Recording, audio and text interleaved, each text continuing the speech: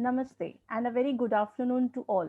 On behalf of Internal Quality Assurance Cell of Pillai College of Engineering, New Panvel, I, Dr. Richa Agrawal, welcome our distinguished speaker for today's talk, Dr. R. Manoj Kumar Sir,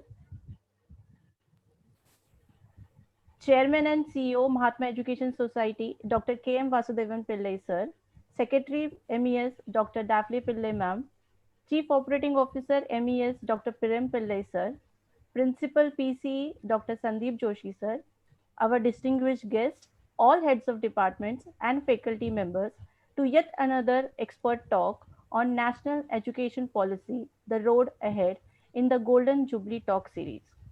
The new policy replaces the previous National Policy on Education 1986. This policy is a comprehensive framework for elementary education to higher education as well as vocational training in both rural and urban India. Today's talk has been organized to provide an insight into the policy by the expert of this field. Before we start with today's session, I would request our principal, Dr. Sandeep Joshi sir, to please address the attendees. Over to you, Joshi sir. Yeah, thank you, Richa madam. Welcome, Dr. R. Manoj Kumar sir, respected Dr. Vasudevan Pillai sir, Dr. Daphne madam, Priyam Pillai sir, and all head of the departments, head of the institutions of Mahatma Education Society, uh, head of the engineering colleges under Mumbai University, res- respective head of the departments of various departments of Pillai College of Engineering, and my faculty friends. I welcome you on behalf of Pillai College of Engineering for this distinguished talk under Golden Jubilee Lecture Series of to celebrate Golden Jubilee of Mahatma Education Society. It's my pride and privilege to talk a little bit about Mahatma Education Society and Pillai College of Engineering. The Mahatma Education Society (MES) embarked upon its mission of education for all with Chembur English High School in the year 1970. The vision, dedication, global outlook, determined struggle, and fearless spirit of our own Dr. K. M. Vasudevan Pillai, founder, chairman, and CEO, and Dr. Daphne Pillai Ma, secretary of Mahatma Education Society, the trust grew from a single school into a multi-institution, multi-location group delivering quality education for all levels. Today, Mahatma Education Society owns and manages over 48 institutions spread across 6 elegant campuses at Borivali, Chembur, Powai, New Panvel, and Rasayani. It manages educational institutions from pre-primary to post-graduation. It comprises of schools, international schools, degree colleges, night colleges, management institutes, engineering colleges, architecture colleges, colleges of education, including physical education and polytechnic institutes. MES has more than 35,000 students, 2,000 teachers, and 1,500 members of support staff.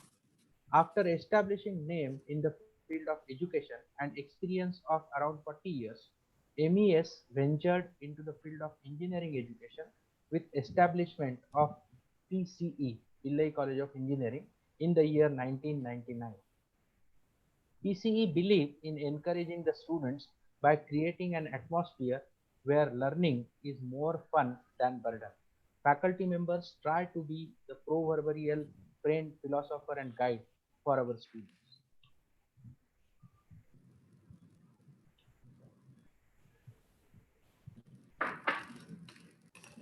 PCE has more than 3,000 students on roll in its 6 undergraduate departments, namely automobile engineering, computer, electronics and telecommunication, electronics and computer science, information technology, and mechanical engineering.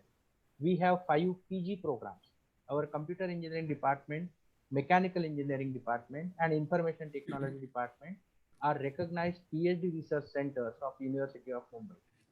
To nurture these budding engineers, we have a very good and dynamic team of 150 qualified faculty members, out of which 32 PhDs with diversified expertise in the field of engineering, science, mathematics, and humanities. To mention few of our remarkable academic achievements, We have produced multiple university toppers in mechanical engineering, computer engineering, and electronics engineering. Every year, our students are seen in the top 10 list of the university. Our student teams are actively participating in AICTE Smart India Hackathon and winning the prizes every year since last in all the 4 editions of Smart India Hackathon. We have 3 car design groups. We have institution innovation center. We have entrepreneurship support center. We have supported our students and faculty members have more than 15 startups. We are practicing project based learning right from first year of engineering.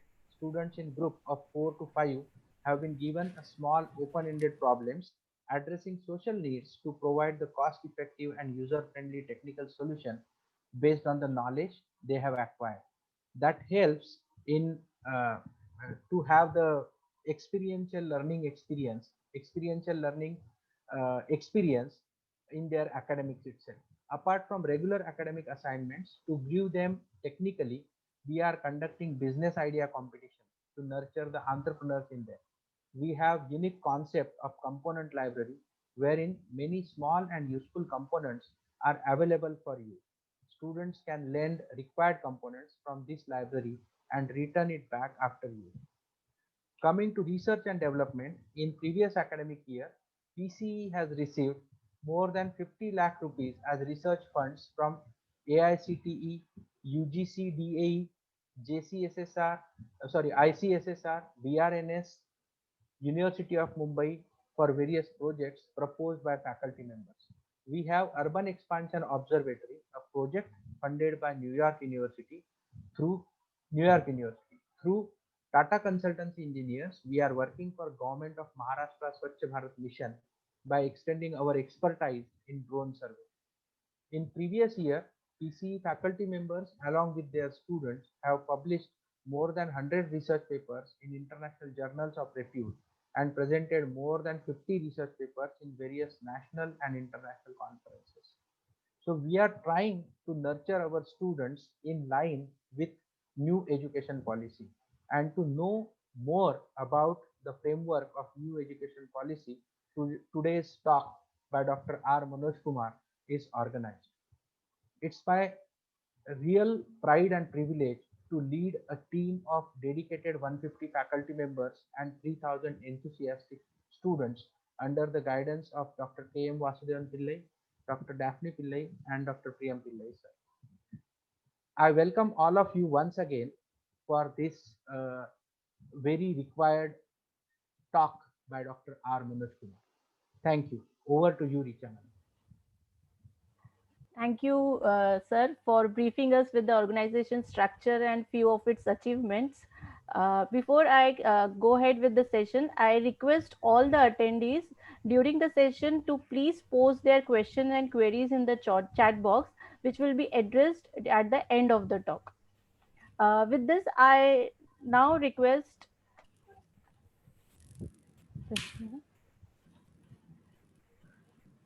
Yeah. Now I request our IQAC coordinator, Dr. Monica Bhagwat Madam, to introduce today's distinguished speaker, Dr. R. Manoj Kumar. Over to you, Monica Madam. Thank you, Richa, Madam. A very good afternoon to everyone present here.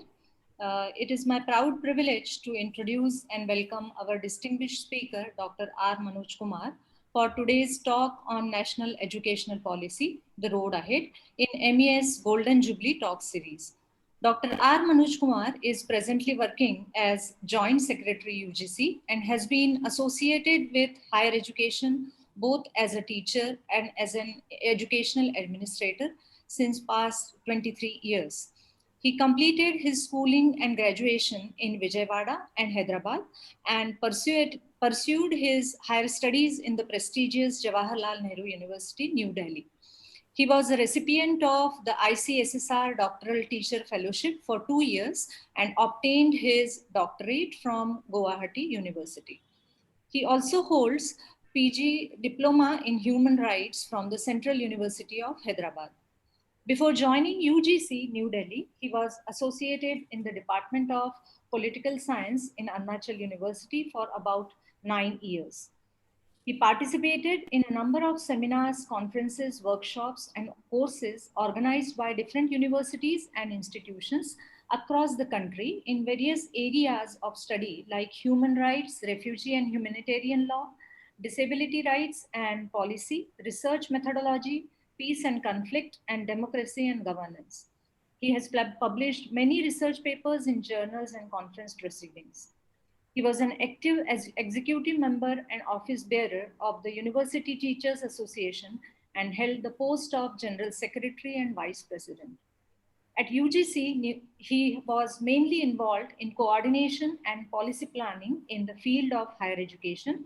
He has contributed to educational reforms, innovation, curricular design, policy formulation in various capacities. He represented UGC in various important meetings at Parliament, Planning Commission, Distance Education Council, Rehabilitation Council of India, Finance Committee of Central Universities, and Governing Council of NITs, to name a few. He worked in 5 regional offices of UGC at Pune, Hyderabad, Kolkata, Guwahati, and Bhopal over a period of 5 years, covering about 20 states, both as Deputy Secretary and as Joint Secretary and Head of Regional Office. He also served as Member Secretary, National Council of Rural Institutes, Hyderabad.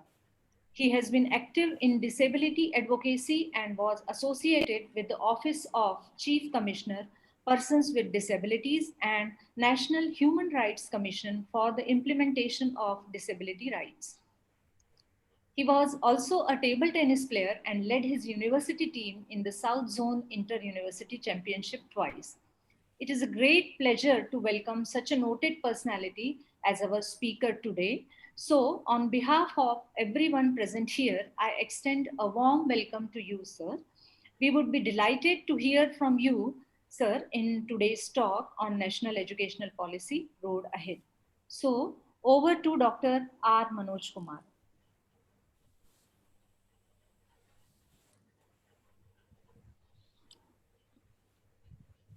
Welcome, sir.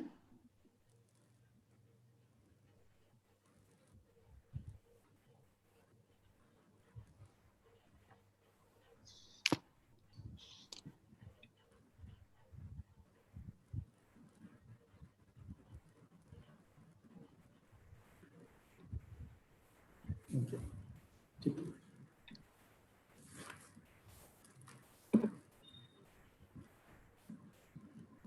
Yeah. Good afternoon to everybody. Am I audible?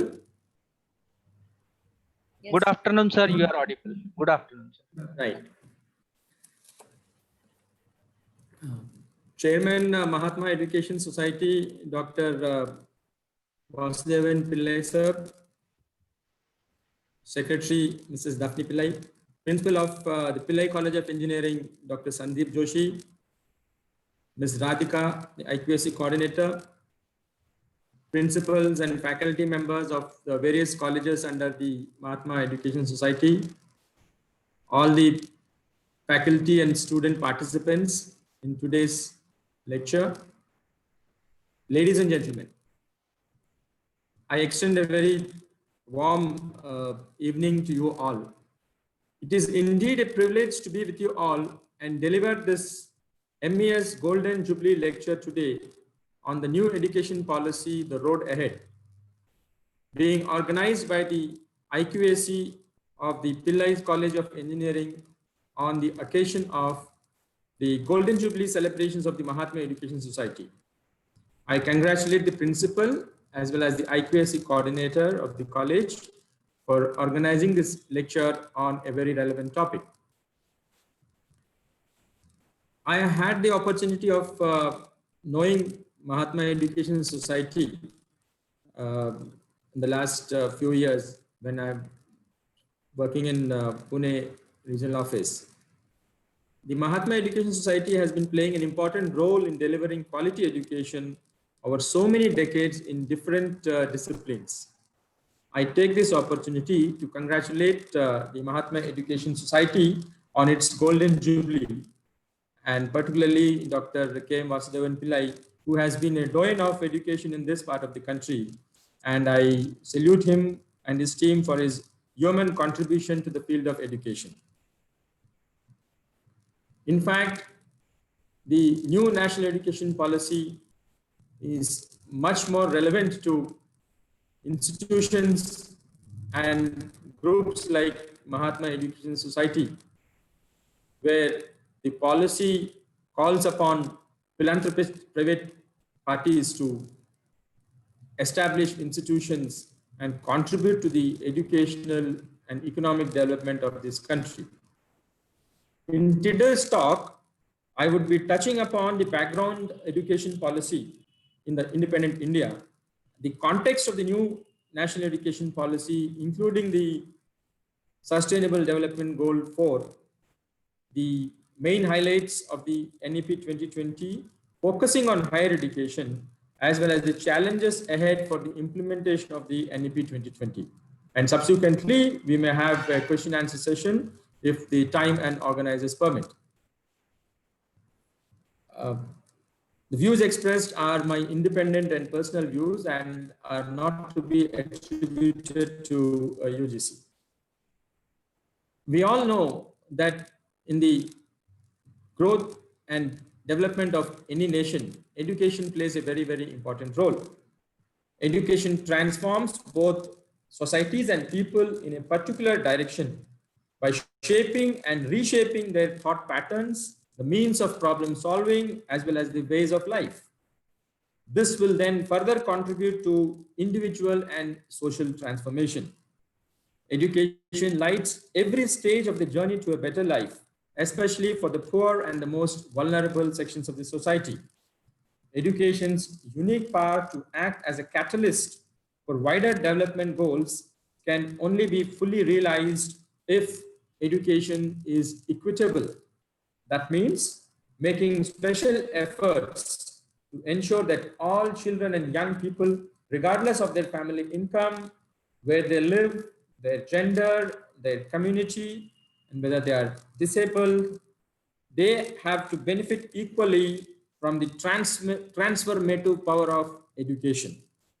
Education particularly empowers girls and young women by increasing their chances of getting jobs, staying healthy, and participating fully in society, and it further boosts their children's chances of leading healthy life. Knowing very well the transformative power of education, the nation has to establish a very strong, vibrant, and outward-looking education policy. Before going into the new NEP 2020, it is pertinent to look at the earlier national education policies to understand the evolution of education policy in this country. As you all know, education is in the concurrent list of the Indian Constitution, which means it is the responsibility of both the state and central governments to look after the field of education in this country. In independent India, education policies were influenced by various education commissions. In independent India, under the chairmanship of Dr. S. Radhakrishnan, the University Education Commission 1948 was the first major commission which reported on the status of Indian university education and suggest improvements. This was followed by the 1952 Secondary Education Commission, and the important development which has laid the foundation of future education policies in India is the recommendation of the Kothari Commission, which is also called the Indian Education Commission 1964 to 66. This commission was entrusted with the task of dealing with all aspects and sectors of education and to advise the government on the evolution of a national system of education.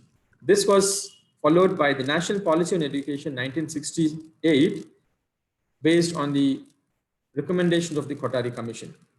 We all know that the National Policy on Education 1986 and the Program of Action of 1992, the NPE 1986, modified in 1992, has been in vogue for the past 30 years.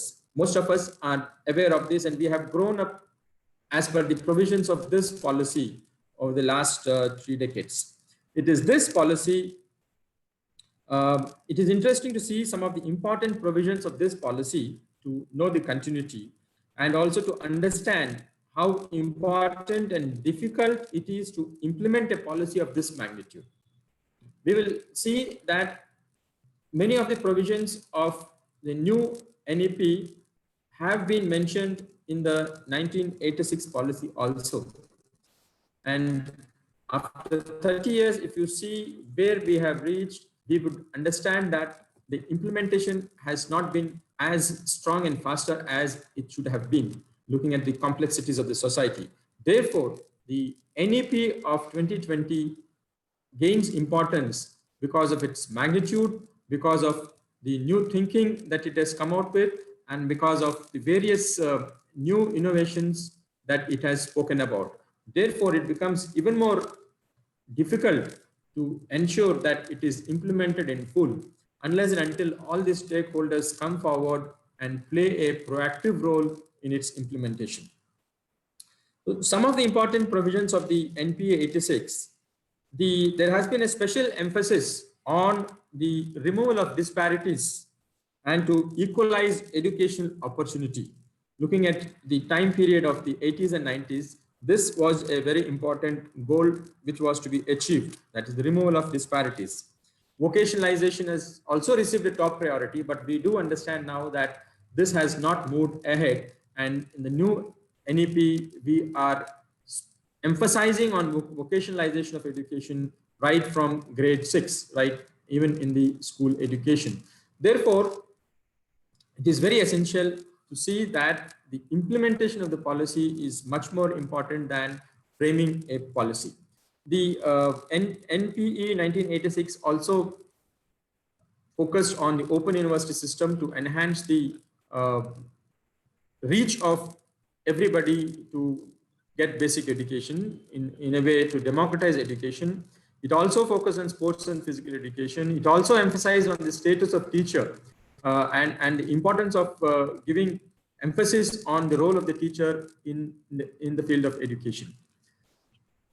So this NPE 86 was followed by various commissions and various committees which were constituted by the various governments to work on a new policy or to bring some more reforms and changes in the field of education. We are aware of the Yashpal Committee in 2009, which spoke about renovation and rejuvenation of higher education. We also are aware of the National Knowledge Commission headed by Mr. Sam Pitroda. Then in 2014, Dr. Harigautam Committee was set up to recommend measures for restructuring and strengthening UGC. So this was followed by in 2015 by the new government under the leadership of Shri Narendra Modi ji. The TSSR Subramaniam Committee was established to work on the evolution of a new national education policy, and it submitted its report in 2016.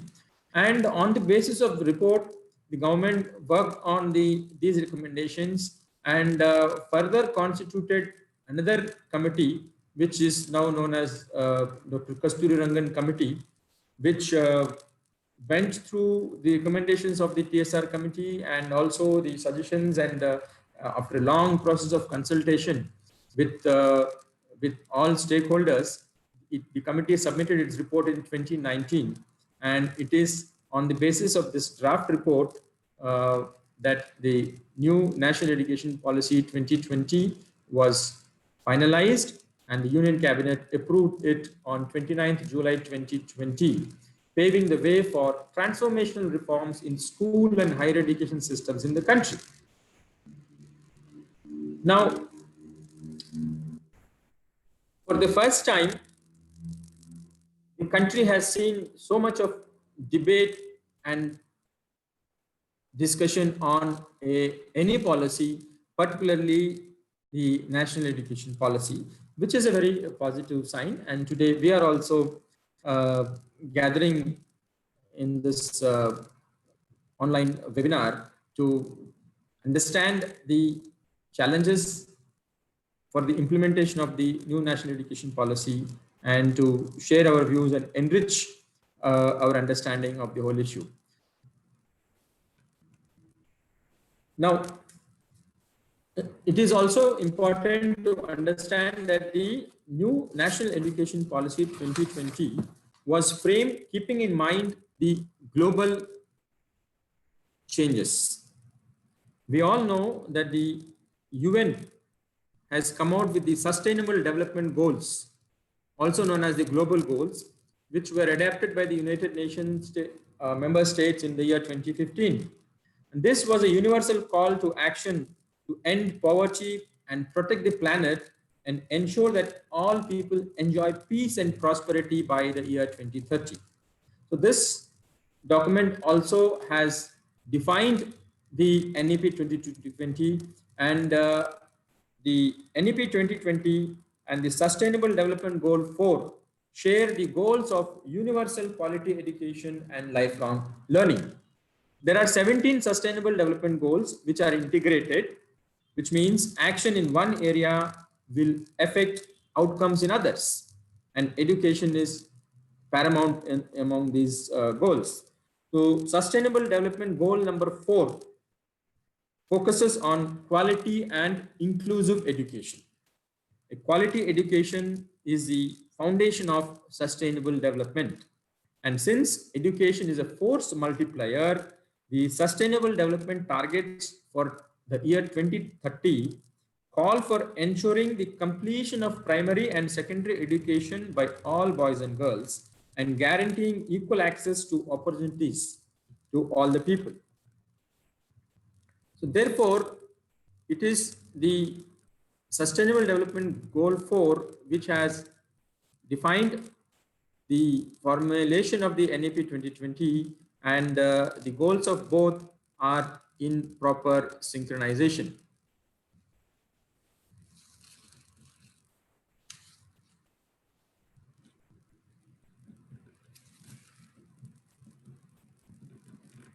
Now, before going into the policy per se, it's interesting to understand the symptoms of an ailing education system, which we have been following for quite some time, though the intentions and the policy have been in good state, but somehow in the practical implementation of the policy and the way we have continued with our systems of education have led to a lot of drawbacks in our system.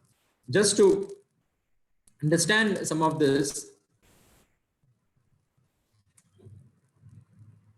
every hour, one student commits suicide in India, with about 28 such suicides reported every day. This is from the National Crime Records Bureau.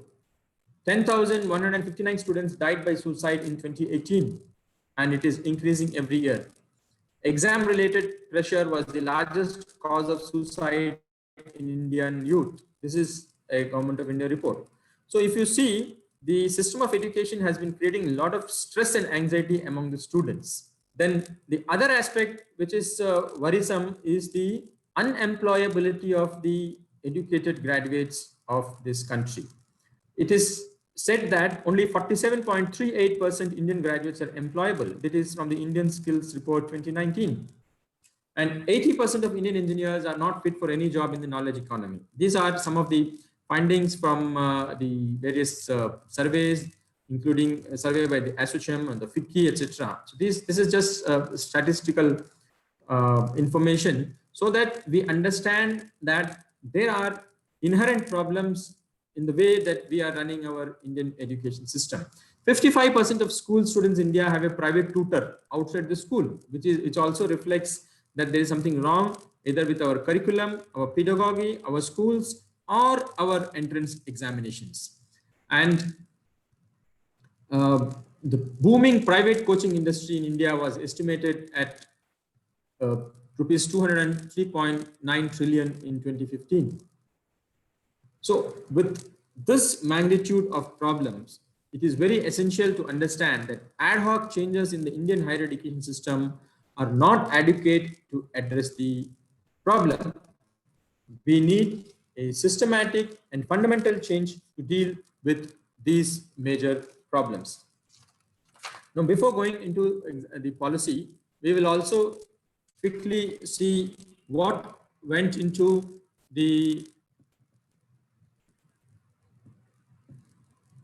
understanding of the problem and what are the problems currently faced by the Indian higher education as enunciated by the policymakers. I would just want all of you to quickly go through the slides. Most of things are aware. A severely fragmented higher education ecosystem with less emphasis on the development of cognitive skills and learning outcomes. Then there is a rigid separation of disciplines. This applies to both school education as well as higher education, and with early specialization and streaming of students into narrow areas of study. Limited access to large sections of socially and economically disadvantaged people. Then the autonomy to teacher and institutions has also been limited. Inadequate mechanisms for merit-based career management. There has been very less emphasis on research. This has also been specifically considered as a major problem in the socio-economic development of this country, including our contribution to science and technology. Suboptimal governance and ineffective regulatory system has also been identified as a major problem. Then in the university system, large affiliating universities have been resulting in low standards of the undergraduate education. This problem has been under focus for quite some time, but this policy has made very clear-cut recommendations on doing away with these large affiliating universities and making colleges independent and autonomous. So, keeping these problems in mind, the policymakers have proposed a number of changes to the current system, primarily moving towards multidisciplinary universities and with more higher education institutions across India that offer medium of instruction in local or Indian languages. So we have very fragmented and small, sometimes single disciplinary universities which have come up over the last couple of decades, which has led to narrowing down of the fragmentation of the knowledge itself. So this has been considered as a problem, and when we look into the policy, we understand that the policy, the NEP has come out with new solutions. Moving towards a more multidisciplinary undergraduate education, moving towards faculty and institutional autonomy, the gross need for revamping curriculum and pedagogy and assessment and student support. The major changes proposed is in the form of the establishment of a national research foundation and reaffirming the integrity of faculty and institutional leaders. Regarding the regulatory framework, the policy emphasized on a light but tight regulation by a single regulator for the entire higher education, leaving aside the legal and medical education. Increased access, equity, and inclusion has also been emphasized. So, looking at the vision of the NEP 2022, it is to be rooted in the Indian ethos, and the curriculum and pedagogy must develop a deep sense of respect towards the Indian constitutional values, leading the nation to become a vibrant knowledge society and a global knowledge superpower. It is also envisaged to instill a deep-rooted pride in being Indian and to develop knowledge, skills, values, and dispositions that support responsible commitment to human rights, sustainable development and living, and compatible right. The fundamental principles of the policy are enumerated here, and this is what underlines all the recommendations of the NEP 2020, both in the field of school education as well as in higher education, including vocational education. The fundamental principles of the policy emphasizes on fostering the unique capabilities of each student And the teaching learning process has to be the student centric, identifying the unique capability of each and every student and focusing on achieving foundational literacy and numeracy, particularly in the school education, flexibility in choice of subjects, no hard separation between arts and science, between curricular and extracurricular activities, between sports and academics. So the focus is also on multidisciplinarity and a holistic education across the disciplines like science, social science, arts, humanities, and sports. It also emphasizes on conceptual understanding, creativity, and critical thinking, focusing on the 21st century skills which are required today for the students to achieve success both in India and abroad. The policy also focuses on the human and constitutional values. It promotes multilingualism and the power of language. India is a nation with multiple languages and multiple dialects and multiple cultural traits and trends. Therefore, it needs no emphasis to say that multilingualism is the hallmark of Indian society, and we need to promote multilingualism at all levels of education. The focus on life skills has also been emphasized by many surveys of the FICCI and ASSOCHAM, the industry bodies, where it has been time and again mentioned that the Indian engineering and management graduates particularly, and all graduates in general, lack life skills. Despite spending 3 to 4 years in educational institutions, when they come out, they are found lacking in communication skills, in teamwork, in innovation, and in basic life skills.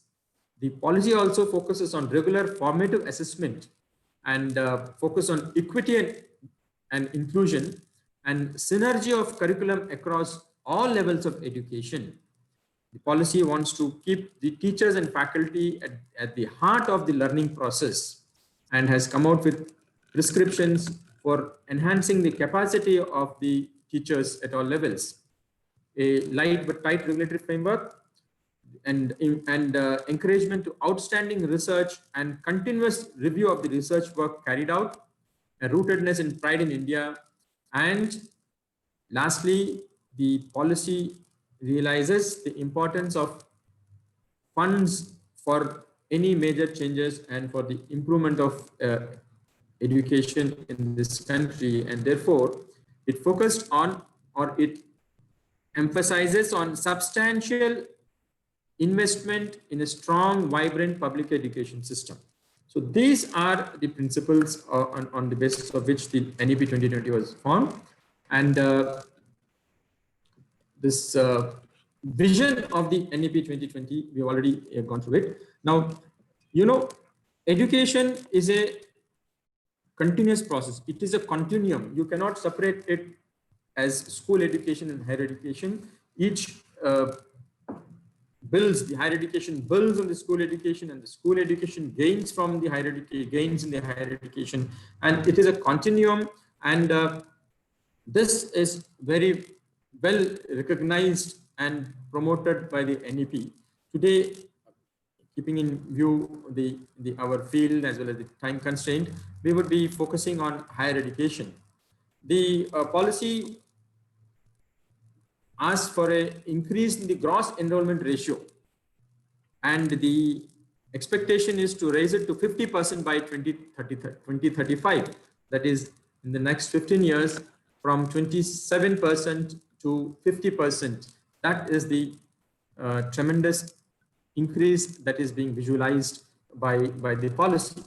So that takes up a lot of efforts from the government, from the private entrepreneurs, the philanthropic private educationers, the public, and the society and the teachers to play a very active, important role to ensure that more and more institutions are created and more ways of promoting education through the use of technology, online educations, distance education, MOOCs. All this together have to blend and promote the gross enrollment ratio.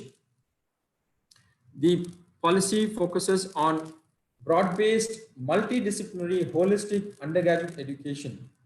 The major deflection from the existing system of higher education in the NEP is the provision for multiple entry and exit points with appropriate certification. We are aware of this. Now, for this purpose, the policy also proposes, which is new in this country, that is the setting up of ABC, that is the Academic Bank of Credit, which should be used for digitally storing academic credits earned from different higher education institutions, so that these can be transferred and counted towards final degree earned. Now, both these 2 points, that is the provision for multiple entry and exit points, as well as the Academic Bank of Credit, are revolutionary, but at the same time, the implementation needs a lot of effort by the colleges, by the universities, by the various educational bodies, the standard setting bodies, which are going to be set up. Already the government has started work in this direction by setting up various committees for each actionable point, both in the field of school education as well as in the field of higher education. Agencies like the University Grants Commission, the AICTE, the NCRT, the NCTE, and the various state councils of education research training and the state councils of higher education, all these bodies are being taken into loop, and efforts have already begun to start working on these aspects so that these provisions become a reality. We all know that the lot of changes have to happen in the curriculum, in the way we think about the teaching learning process, about the various combination of subjects, as well as the capacity of our universities and colleges to come out with radical solutions and to make themselves capable of offering courses which facilitate this kind of entry and exit to the students. Similarly, for setting up the Academic Bank of Credit, setting up of Academic Bank of Credit may be not as difficult as, starting courses, credit-based courses, and running those courses and making it open for students to offer, or to rather to take up courses from different institutions, from different disciplines, and the assessment and evaluation of these courses, and finally the credits being stored digitally in the DigiLockers. So this is also a task for which a lot of effort has to be done. A lot of technological innovative methods have to be started. Most importantly, when we discuss, faculty will discuss that ultimately everything depends upon the capacity building of the faculty and the educationists in this country. The policy also talks about the multidisciplinary education and research universities to be set up in this country, which would be at par with the IITs and IIMs. And these would serve as models of best multidisciplinary education of global standards in the country.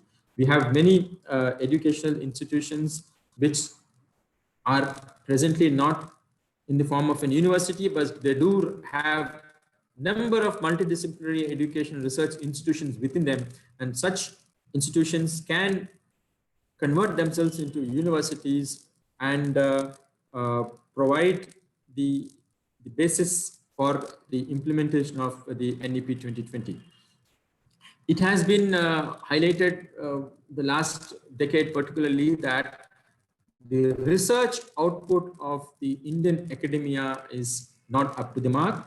And whenever we talk of ranking of the premier Indian institutions, both in social sciences or science or technology or medicine, we are found lacking, and we don't fare in the top 100 universities in the global ranking. Once in a while, hardly a few, which can be counted on your fingers, they figure in the top 100 and 200 rankings of the global rankings. So one of the drawbacks for this is that our research output is not up to the mark. The research, the amount spent on research is also minimal. The R&D financing is also not sufficient to encourage research, and the entire education ecosystem itself does not encourage research due to various reasons. To address this problem, as well as to ensure that research funding is done in a more focused and more sustainable manner, the NEP 2020 proposes the setting up of a national research foundation, which will be an apex body for fostering research culture and building research capacities across higher education. The other area which the policy is bringing a major change is in the area of regulation of higher education. So far, we have multiple regulatory organizations or organs, institutions, which have been regulating different disciplines or different fields of areas of education, leading to fragmentation. Therefore, the idea is to set up a Higher Education Commission of India in the form of a single overarching umbrella body for the entire higher education, excluding medical and legal education at this stage. And this Higher Education Commission of India is to have 4 independent verticals. I mean, I think we all are aware of this, focusing on the 4 different aspects of higher education, like regulation. There will be a separate body for standard setting, which so far we have not experimented with a single standard setting body for in the field of higher education. Then a higher education grants council, particularly for funding, has been visualized. And of course, the National Accreditation Council for Accreditation. So earlier, funding and regulation was being dealt by same bodies like UGC or AICTE in the case of technical education. Now they are going to be separated so that there is a better regulation, but at the same time light regulation. When we say light, it means that there will be autonomy to the institutions, and they would be made to work in a transparent manner and on the basis of the online submissions and transparent procedures. The regulation is going to be implemented, and wherever institutions violate the norms, they are going to be penalized. That is what is reflected in the term tight regulation. So these are some of the major provisions. The higher education institutions will be transformed into large, well-resourced, vibrant, multidisciplinary institutions, providing high quality teaching, research, and community engagement. So all universities and higher education institutions are going to be categorized into 3 major categories. That is the research intensive universities, where focus will be more on research along with quality teaching. The other aspect is the teaching intensive universities, which would be focusing more on teaching with substantial research also being encouraged. And the third category is the autonomous degree granting colleges.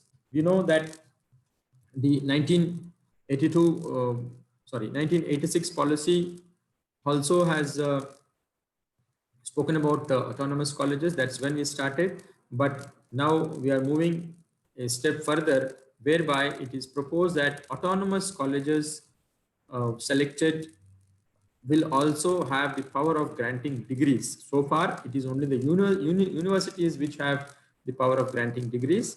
So now that power is going to be given to the autonomous colleges, which come up to a particular standard in terms of academics, research, and administration. A major drawback of our university system has been considered to be the large number of colleges affiliated to a single university. There were cases when more than 600 to up to even 1,000 colleges were affiliated to a single universities, and most of the time of the university administrators and leaders was going into conducting exams. So universities have ended up as examination conducting bodies, and therefore the focus on teaching and research has reduced. So this is going to be done away with in a phased manner in 15 years, and a stage-wise mechanism is going to be established for granting graded autonomy to colleges. And every college will be developing into an either autonomous degree granting college, or it will be a constituent college of a university. So this is the change that is expected to be implemented among the autonomous colleges, which is welcome. There will be many takers for this particular provision, and it would be challenging for many colleges to conduct examinations, award degrees, and at the same time they will enjoy the autonomy of running good courses without depending on the universities' permissions and approvals and interference. With these kind of major changes proposed by the NEP 2020, the largest, I would say, responsibility and onus is going to fall on the faculty. Our teachers have a very important role, and they have very important responsibility to work towards the implementation of this policy, and the system has to provide for or create conditions for a motivated, energized, and capable faculty. So this is a very, very important as well as a very, very difficult task to which has to be accomplished if at all the policy has to see the light of the day in true letter and spirit. Knowing very well this particular importance of faculty in the entire teaching learning process, the NEP 2020 focuses on the capacity building of the faculty through clearly defined, independent, transparent recruitment, and it envisages the freedom to the faculty to design curriculum and pedagogy, and also to incentivize excellence among the faculty and provide scope for movement into institutional leadership. So this is a very important goal. As far as the implementation is concerned, it is to be seen, because all of us who are in the field of education know that the country has been facing faculty crunch in terms of number as well as in terms of quality, particularly in the school education, and also in large number of colleges, including technical colleges, where keeping in view the low remuneration or salary given to the teachers, the quality of teachers and the motivation of teachers is suboptimal. So therefore, this is a major challenge for the policy implementers, the government, and the managements of various institutions to ensure that teachers get their due, the faculty are motivated, and their capacity is enhanced to ensure that they really contribute towards the new pedagogy, new curriculum, new way of teaching, and new focus on multidisciplinarity and critical thinking and life skills. Simultaneously, the policy also talks about accountability of faculty, which is also an important aspect. Keeping in mind the importance of teaching, particularly the teachers in schools, the teacher education has once again been given a lot of emphasis. Of course, everything begins with a new curriculum framework, because the kind of changes that is envisaged requires new curriculum, new pedagogy, new teaching methodology, and this is the beginning. And this has to be simultaneously carried out with capacity building of teachers to cope up with the new changed curriculum as well as the pedagogy. So by 2030, the minimum degree of qualification for teaching, we have B.Ed now, is going to be a 4-year integrated B.Ed degree. So we have 15 years. And the policy envisages a national mission for mentoring to be established, where teachers will be mentored by outstanding senior teachers or retired faculty who would be providing short and long-term mentoring and professional support to university and college teachers. This is also, if implemented properly with the correct guidelines and correct and the right method of infrastructure and motivation provided, this can also work out in a very good way in mentoring our faculty. So the policy also understands that student support has to be provided. It speaks about free ships and incentives for students from disadvantaged sections. The National Scholarship Portal is to be expanded further so that the students get their fellowships and scholarships in time, and more such scholarship is disbursed. Private higher education institutions are to be encouraged to offer large number of free ships and scholarships to students. We will have to see how this is going to be encouraged, what incentives the private HEIs will get. Of course, this is a very important issue. If you have to see that quality education is equitable, and people from various backgrounds, various socio-economic backgrounds, if they have to benefit from the NEP, then this equity, the question of equity becomes more and more important. In the beginning, we have seen that the policy envisages to increase the gross enrollment ratio up to 50% by 2035. So for that, it is essential to improve and enhance the capacity of our open and distance learning system. So this is going to be expanded in a significant way, and along with it, the online courses and digital repositories are being developed. All of you are aware that already both UGC and AICTE under the Ministry of Education have set up various portals and various online platforms, whether it is Swayam or Diksha or Swayam Prabha. A large number of online platforms and digital repositories are being, and these are going to be enhanced further. And the funding for research in the field of ODL is also going to be focused and enhanced, because the way ODL is being implemented can now be radicalized, it can now be revolutionized today with the kind of technology that is coming up.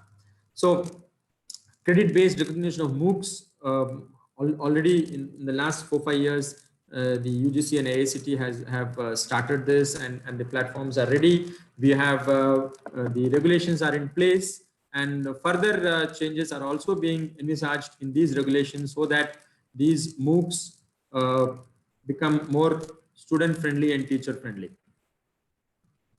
Again, this pandemic has also made us realize the importance of online and digital education.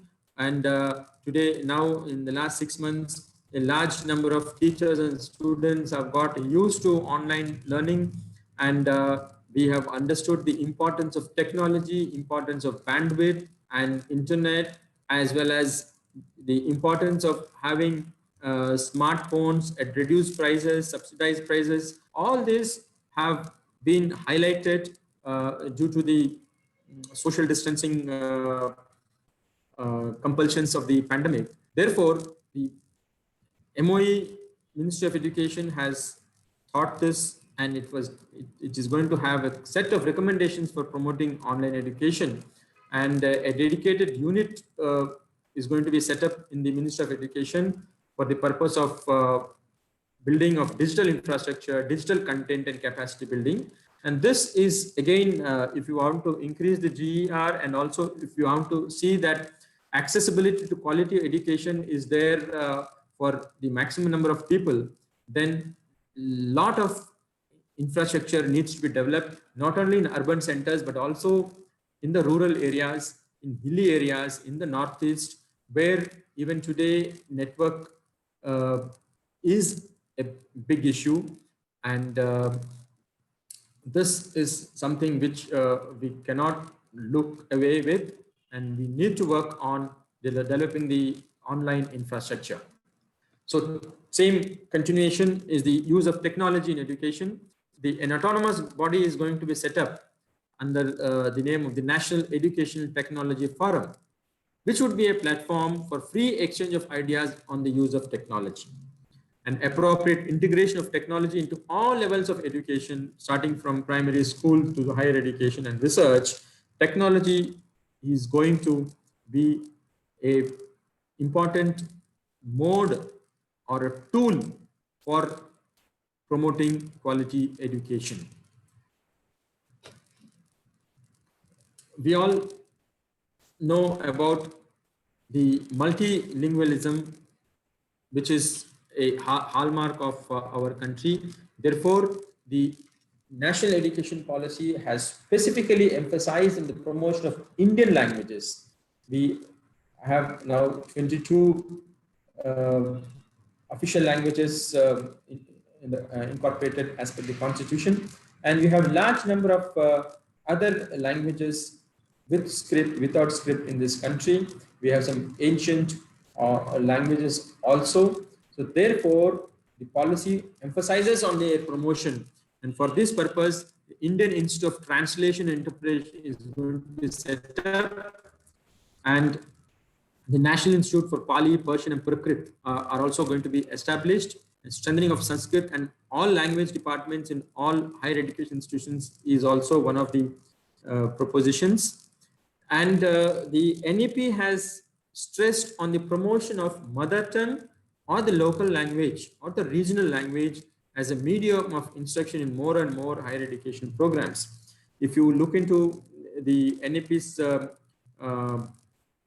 prescription for the school education, it envisages that up to class 5 and preferably up to grade 8, the medium of instruction has to be in the mother tongue or the local or the regional language as far as possible. And it is also envisaged that the same will be continued, and we will have more and more higher education institutions offering education in Indian languages.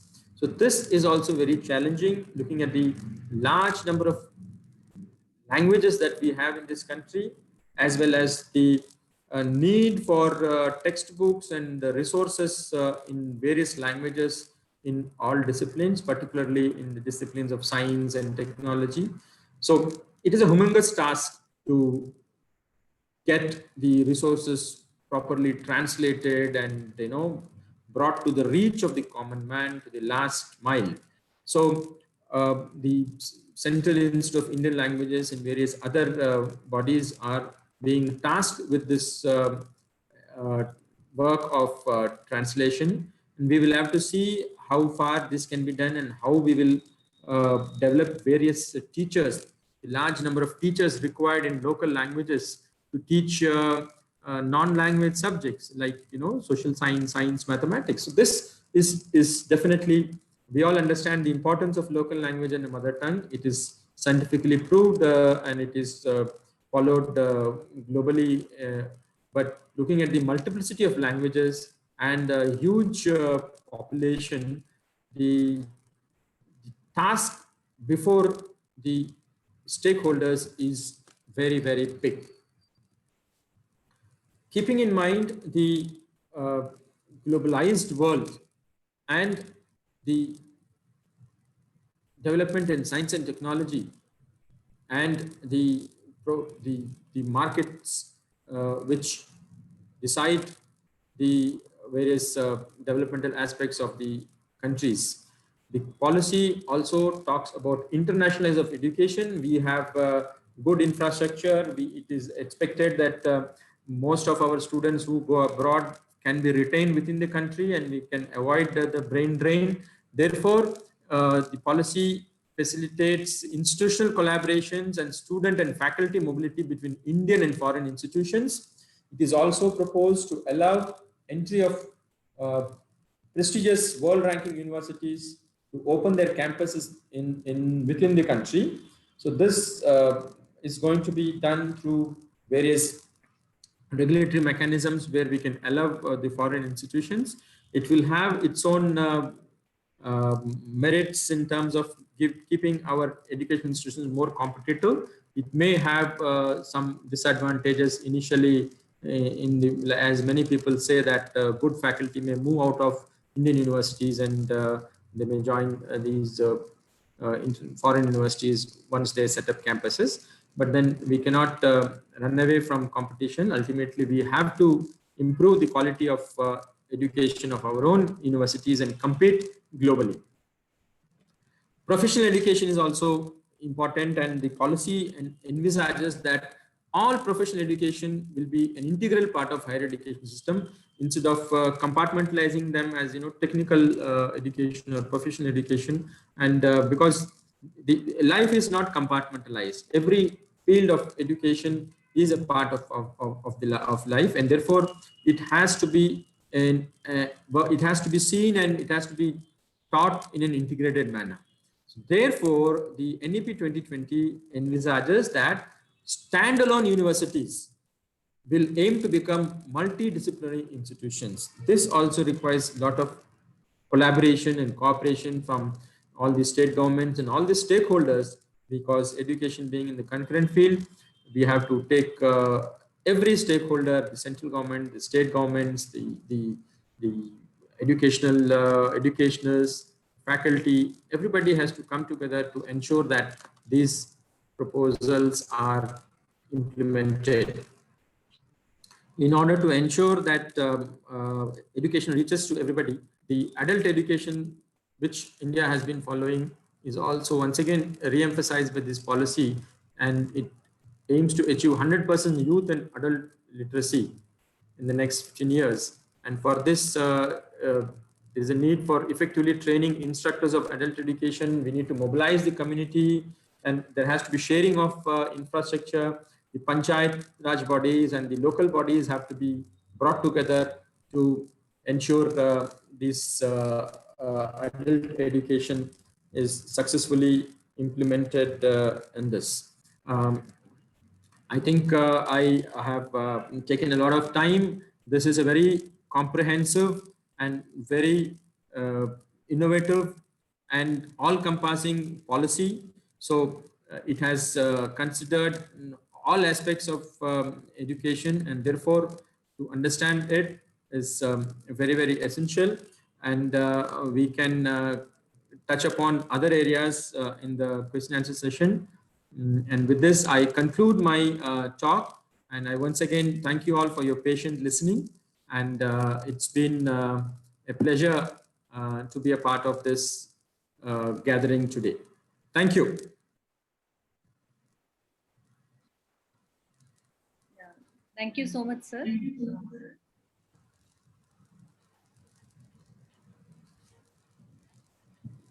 It was indeed a very enlightening session on national educational policy. Am I audible? Yes, yes, you're audible, ma'am. Yes, ma'am. National education, starting from the older educational policies to the challenges to be faced while implementing new policy, highlighting the key features such as no hard separation, art, science streams, flexibility in choice of subjects, multilingual approach, provision for multiple entry and exit points with appropriate certification, academic bank of credit, which is a new concept, light but tight regulation under one single regulation body, and recommendation for online and digital education as well as adult education. So these are some few major reforms which we could see we could get it from the today's talk. Thank you so much, sir. And I'm sure all the participants have got a deeper insight into the new educational policy and have got many of their doubts cleared. But still, we have many questions coming up from the participants. So can we take up some questions, sir? Yes, yes, definitely. Yeah. So over to Richa for the question. Yes, thank you, ma'am. Sir, the first question is from Professor Durga Rao, sir. He wanted to ask, sir, it's understood that the employees of the education department in India, specifically teachers and instructors, remain one of the lowest paid as opposed to the developed nations where they are among the highest paid compared with other occupations. So is this issue likely to be addressed in future education committees? Over to you, sir. Yeah. Well, this is a known fact that in many places teachers as well as other teaching support personnel are not paid well. So this is what I said during my presentation, that we need to ensure that these people are given their due. Otherwise, it would not be fair to expect that so many changes would be put into place. In fact, I could not mention that already the government of India, both the Department of School Education and the Department of Higher Education, including UGC, have prepared actionable points and has circulated the actionable points for seeking suggestions from the public. So there are so many areas in this policy which require brainstorming sessions and which require feedback and suggestions from the public. And it is also essential that the stakeholders need to play an active role in ensuring that these things are taken care of. Right. So this is where whenever there is a consultation process, people who are stakeholders need to participate actively. And it is for people like you and me to educate people that and to inform them and disseminate information about such consultation process. And more and more people, if these issues are taken to those people who matter or who are involved in policy making, then these things can be addressed. These issues can be addressed. Number one. Number two, we will have to see because it is still in the beginning, and let me share with everybody. This is a policy document, which means this is a guideline to the governments to take up. It is not a legal document. So for the government to start implementing this, lot of say statutory provisions, laws, regulations, orders have to be brought out, and many existing institutions have to be replaced with new institutions and new bodies. So in this process, there will be, whenever there are committees which are set up to implement various provisions of this policy, those committees have to be informed about these issues. And as and when possible, particularly the teaching community has a very important role to raise these issues in the right platform so that these are addressed. Rest of the things we all have to wait and see, but in between, this is what we could contribute to the implementation of this policy. Yes, sir. Thanks a lot. Over to you, Monica. Sir, this is Professor Apeksha Chowdhury asking how lingualism help under the new NEP.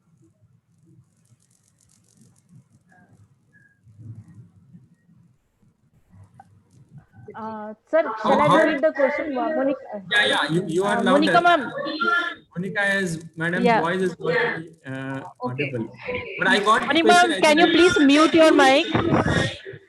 I don't know why that. How will multilingualism help students under the new NEP 2020? This is a question. Yes, sir. Yes, sir. From Ms. Apeksha Chauhan, right? Yes.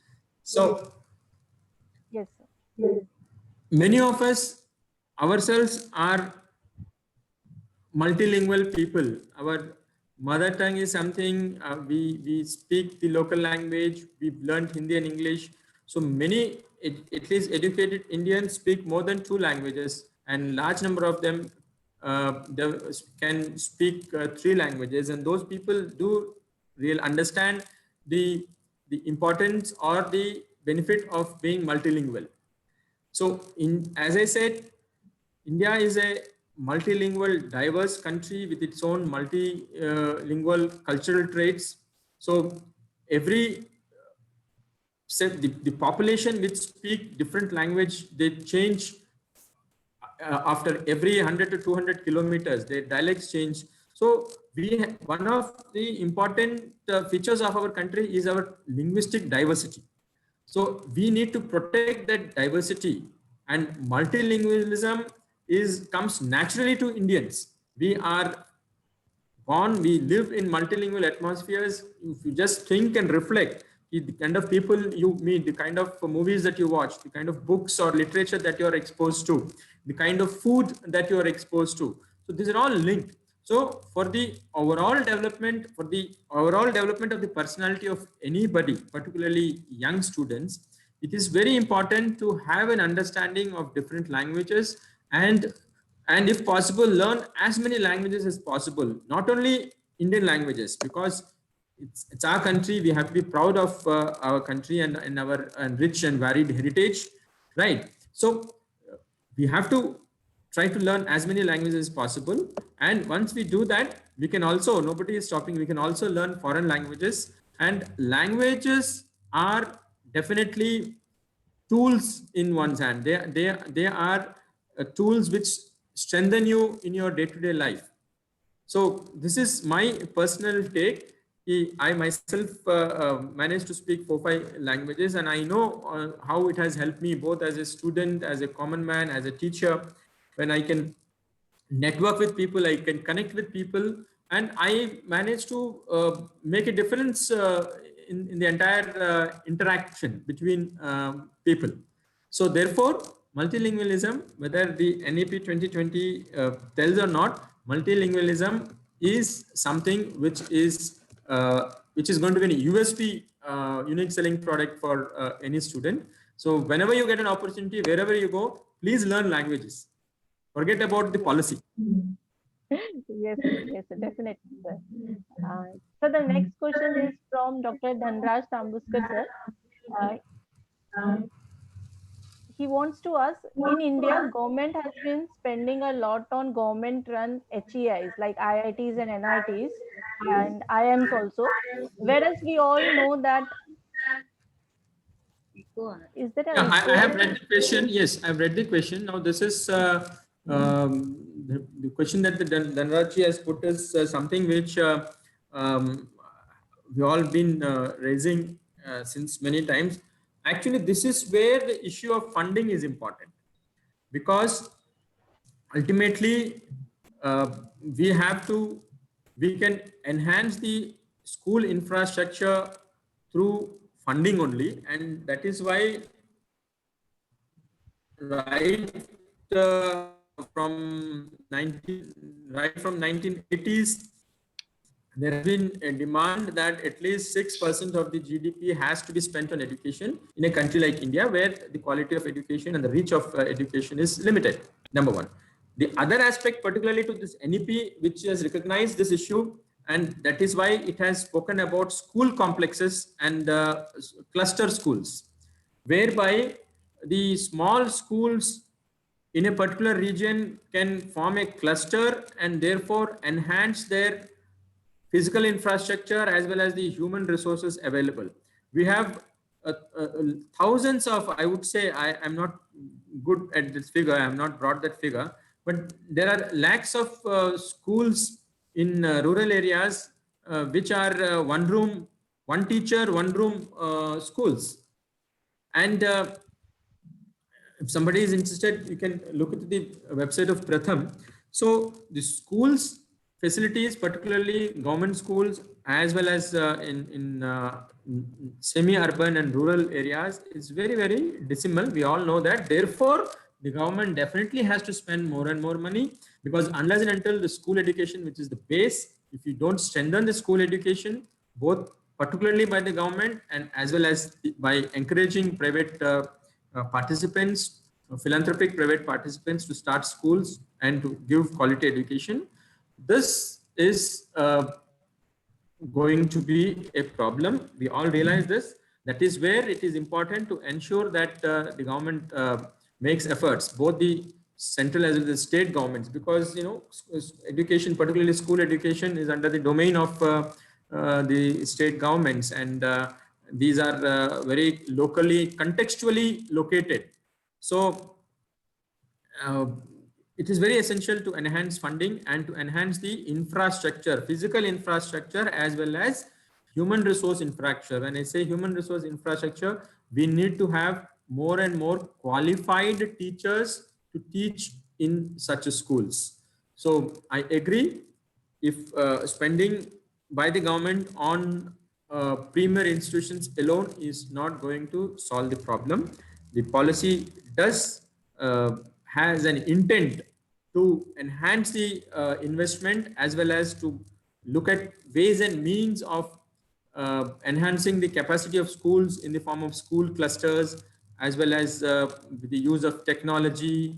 And that is why they spoke about the early child care education, where you bring children from 3 years with the help of Anganwadis and open schools. So efforts have to be made. At the same time, it is for the stakeholders to see that nobody is left out.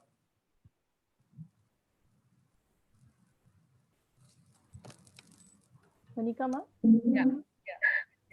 Thank you, sir. The next question is from Dr. P.S. Goyal, and sir is asking that how to get competent for higher education, because as such is not considered very attractive. So does the new policy have a recommendation on that? Definitely, if you go through the section on the development of faculty and enhancing their prestige, as well as training, providing capacity building, and providing better economic package, in the sense giving proper remuneration teachers, mentoring of teachers, and establishment of professional standard setting bodies. So the policy definitely has lot to for encourage people to come to teach, and as well as to enhance the teaching. Again, the same issue, looking at the magnitude of the country, the size, the population of the country, the number of teachers required, and the quality teachers required, it is very pertinent that teaching is made attractive, particularly in the private sector. All of you know, I think Mr. Goyal understands that teaching profession is very, very attractive, particularly in the government sector, whether be it in the higher education, school education. They are paid very well with all kinds of benefits.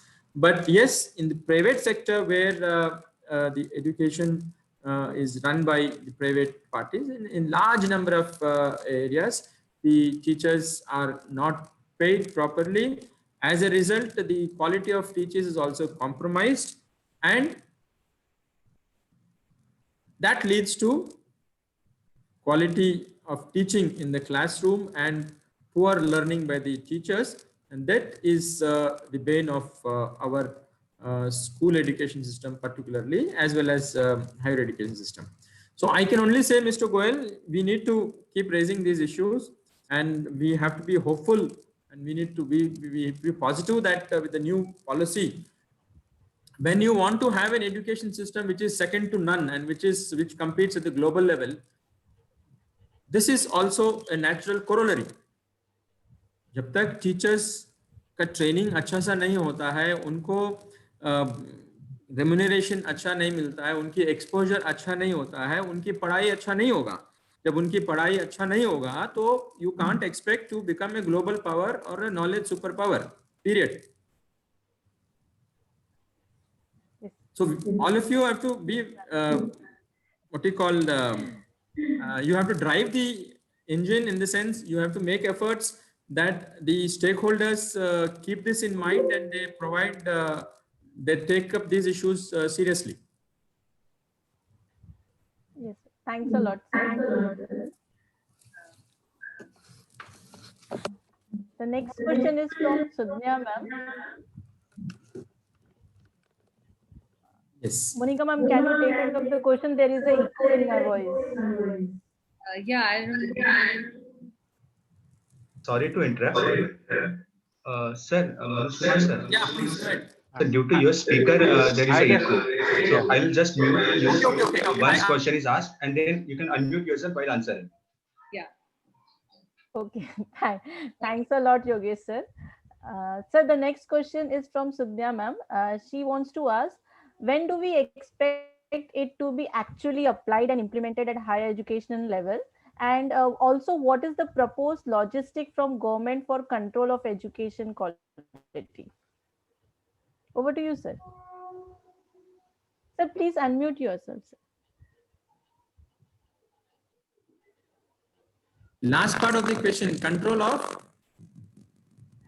Education. Proposed logistic from for control of education quality. okay.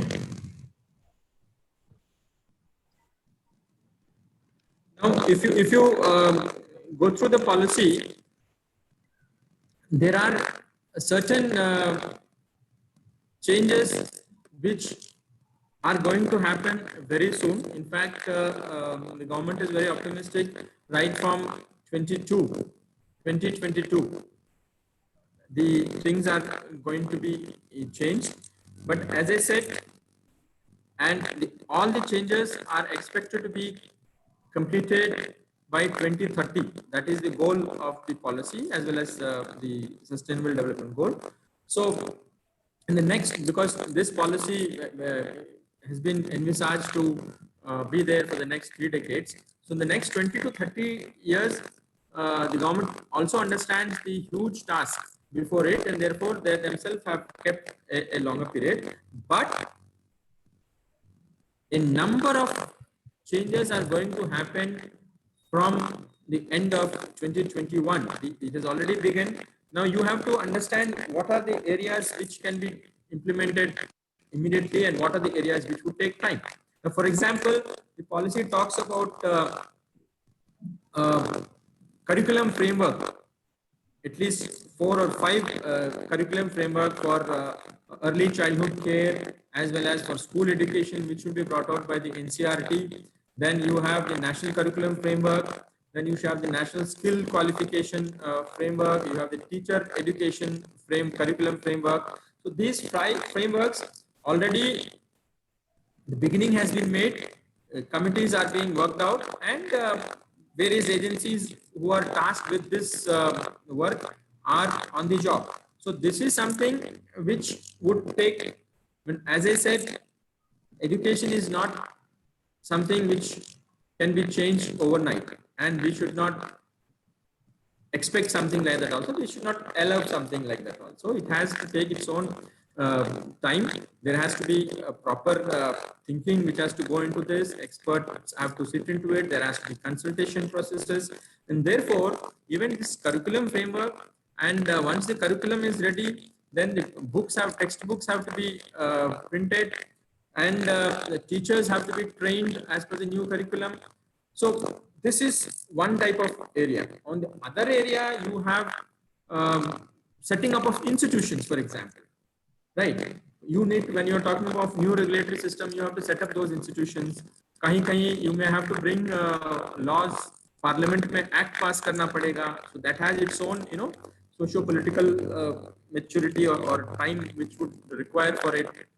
So it is going to take time. And if you go in detail with the draft policy as well as the new policy, for some changes, they have set up a timeline. And for example, affiliation, they said over the next 15 years, college affiliation system is supposed to come to an end.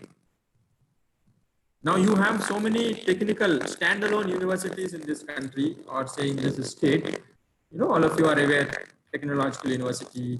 So now they have to become multidisciplinary as per the new policy. So many things have to work out behind that. State governments have to agree. Ultimately, a standalone university, if you have to make it a multidisciplinary university, you need money. So somebody has to give money. If the state government doesn't have money, it will ask the center, you give us money, we will make it. So there are so many issues involved.